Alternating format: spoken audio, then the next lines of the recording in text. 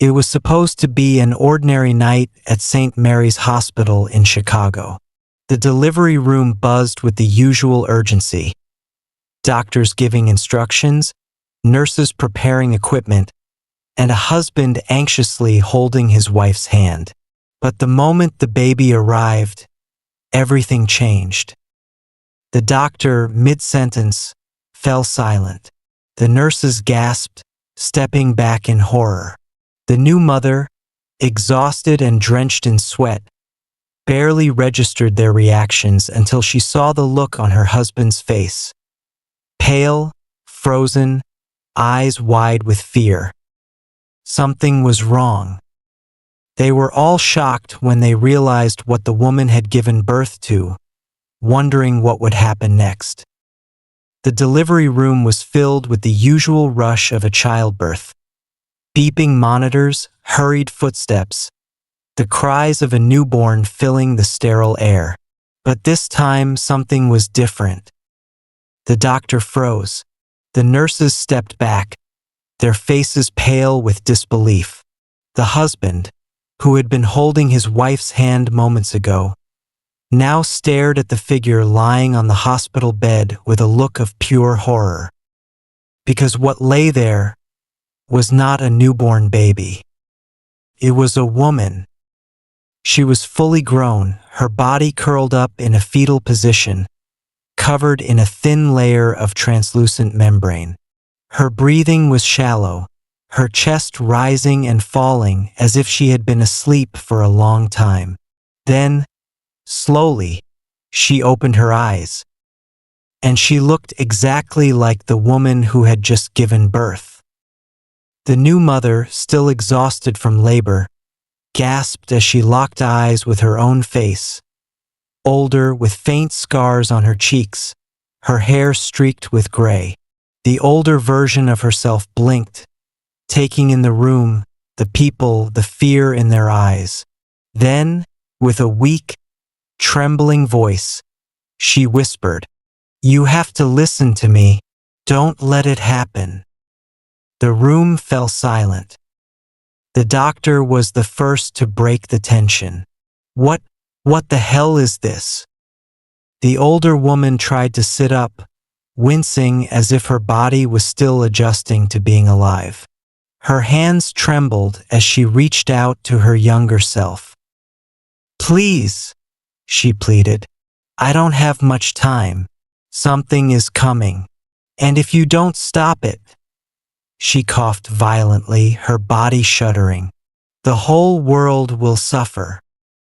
The younger woman felt her pulse pounding in her ears. Who are you?" she stammered. A sad smile crossed the older woman's face. "I'm you," she whispered, "from the future." The monitors beeped wildly. The lights flickered, and in that moment, the hospital doors burst open, because something or someone had come looking for her. The hospital room had turned ice cold. The fluorescent lights above flickered, casting eerie shadows against the sterile white walls. The older woman, her future self, struggled to breathe, her body still weak from whatever journey had brought her here. The doctor, hands shaking, stepped back. This isn't possible." The husband grabbed his wife's arm. "We need to get out of here," he whispered. But the younger woman couldn't move. She was paralyzed, staring at the reflection of herself, older, scarred, and filled with an urgency that made her heart pound.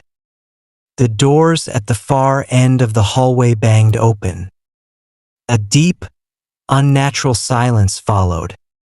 Then came the sound of footsteps, heavy, deliberate. Someone or something was approaching. The older woman's eyes widened with terror. She gripped her younger self's wrist, her fingers icy cold. "Listen to me," she gasped. "You have to run. Now." The younger woman shook her head, confused. "Run from what? What's happening?" Before she could get an answer, the lights flickered again, then cut out completely. The room was swallowed in darkness. And then the screaming began. In the hallway, a nurse let out a blood-curdling shriek before her voice was abruptly cut off. Something else was in the hospital now. Something unnatural. The faint emergency lights bathed the scene in a dim red glow, casting long shadows that seemed to move on their own. The husband tightened his grip on his wife's hand. "We have to go." The older woman groaned, forcing herself upright. "It followed me here," she rasped. "I thought I had more time, but it's already here." The doctor, still in shock, fumbled for the emergency phone, but there was no dial tone, no connection. The heavy footsteps grew closer. The older woman turned to her younger self, her breath ragged. "Don't trust anyone," she whispered, "not even yourself." And then the door burst open. A shadow loomed in the doorway, too tall, too thin, its face obscured by the dim light. The air grew thick with something metallic, something rotten. The older woman tensed, her body trembling. And then, in a voice that echoed from deep within the darkness, the thing spoke. "You weren't supposed to escape." The voice slithered through the air, thick and unnatural, like it had been stitched together from 1,000 different whispers. The older woman shuddered, clutching her younger self's arm with a grip stronger than expected. "You weren't supposed to escape." The figure in the doorway took a step forward, its elongated limbs shifting unnaturally in the dim red light. The air smelled of something burnt, like flesh and metal fused together. The doctor backed away, knocking over a tray of surgical instruments. The clatter was deafening against the eerie silence that followed. No one dared to breathe. The older woman acted first. She grabbed the 4-pole beside the bed and, with surprising strength, hurled it at the creature. "Run!" she screamed.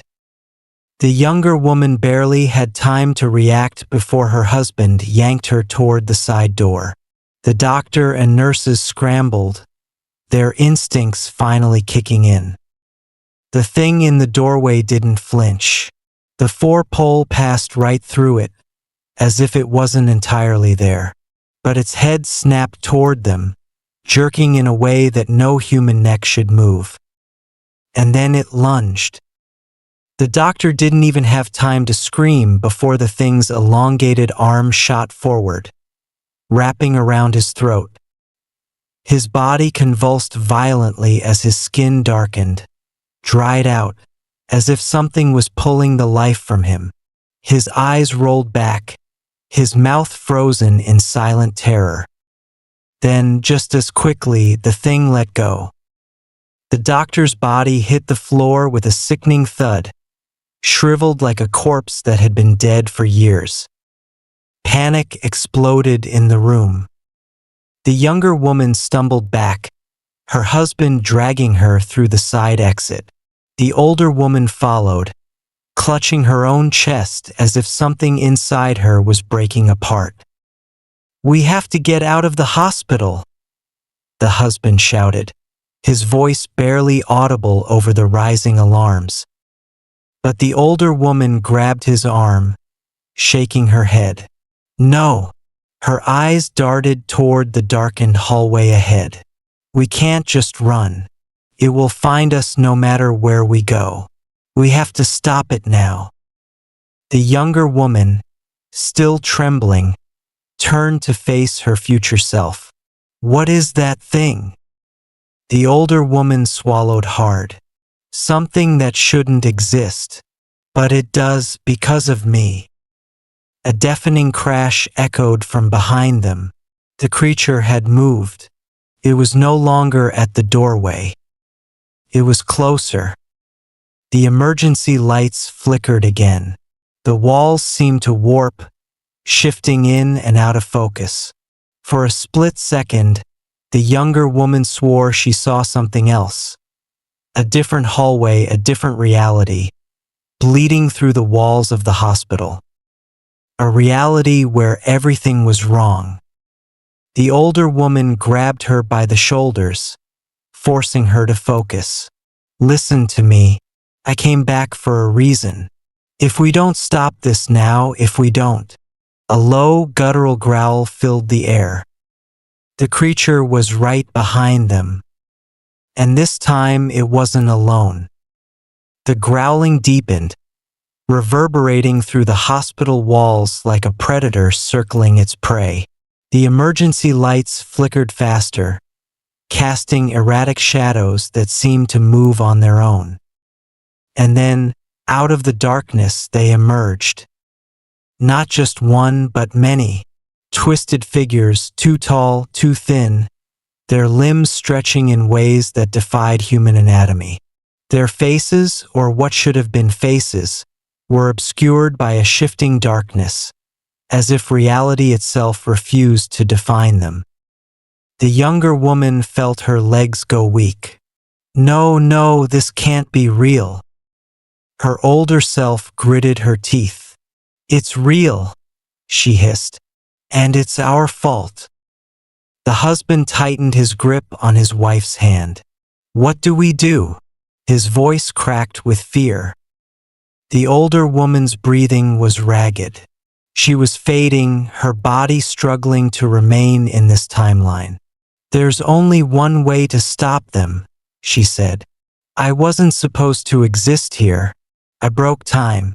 That's why they're here, to erase the paradox.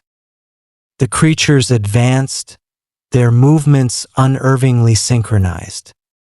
The older woman turned to her younger self, eyes burning with urgency. Listen to me. You have to undo this. You have to make sure I never came back, that I never existed in this moment. The younger woman's mind reeled. How? A piercing shriek tore through the air as one of the creatures lunged. The husband pulled his wife back just in time, but the thing's shadowy tendrils brushed his arm.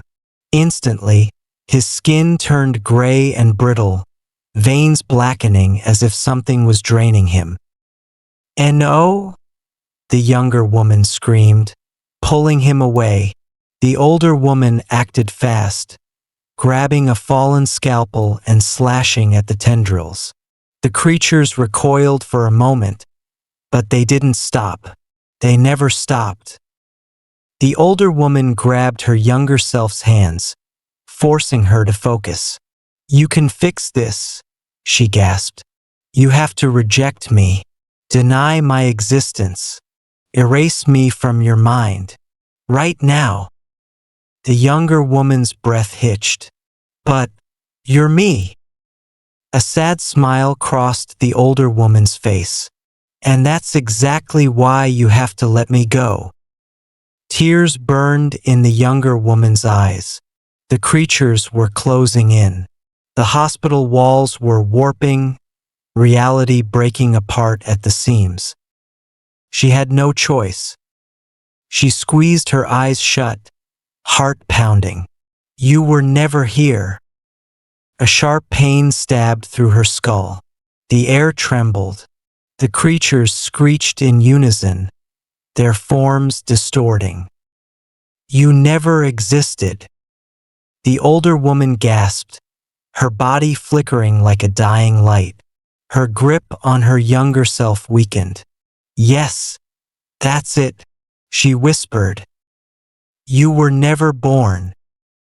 With a final, shuddering breath, the older woman vanished. And in that instant, everything collapsed.